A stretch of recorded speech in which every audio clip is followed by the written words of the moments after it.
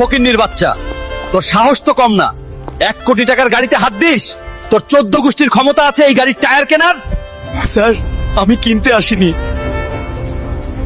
আমার বাবার খুব শখ এই গাড়িটা দেখার। সিকিউরিটি, এই ছোট লোকটাকে ঘাট ধাক্কা দিয়ে বের কর। আর শোন, এর বাপকেও দুটো লাথি দিবি। আমার বাবাকে অপমান, এই অপমানের শোধ আমি নেব ম্যানেজার। আমি ফিরে আসব।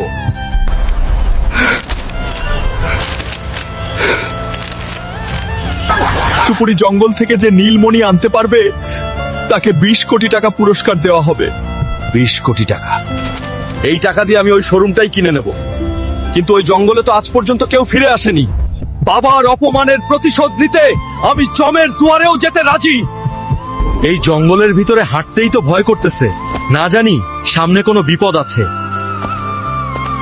আমার মনি নিতে এসেছিস? আজ তোকে পুড়িয়ে ছাই করে দেব। এর শক্তি তো অনেক বেশি। আমি তো হেরে যাচ্ছি। বন্ধুরা, আমি হেরে গেলে বাবার অপমানের শোধ নিতে পারবো না। তোমরা কি চাও ওই অহংকারী ম্যানেজার জিতুক? না চাইলে জলদি ভিডিওতে একটা লাইক আর সাবস্ক্রাইব করে আমাকে শক্তি দাও প্লিজ। ধন্যবাদ বন্ধুরা। এবার দেখ আমার পাওয়ার। Hulk smash. ম্যানেজার, আমি আসতেছি, তোর খবর আছে। মিস্টার চৌধুরী, এই নিন 20 কোটি টাকার ব্লু জেম। আমি আপনার ওই গাড়ির শোরুমটা এখনই কিনতে চাই। এটা তো আসল। ঠিক আছে হাল্ক সাহেব, ডিল পাকা। আজ থেকে ওই শোরুমের মালিক আপনি। চলুন, আমি নিজে গিয়ে আপনাকে চেয়ারে বসিয়ে দিয়ে আসবো। আরে বড় সাহেব যে। স্যার, আসুন আসুন, আমাদের ধন্য করলেন। চুপ কর, আমি একা আসিনি, আমার সাথে এই শোরুমের নতুন মালিক এসেছেন। উনাকে সালাম কর।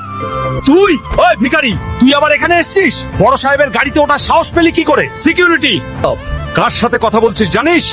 ইনিই হাল্ক সাহেব। আজ থেকে এই শোরুমের মালিক আমি না, ইনি।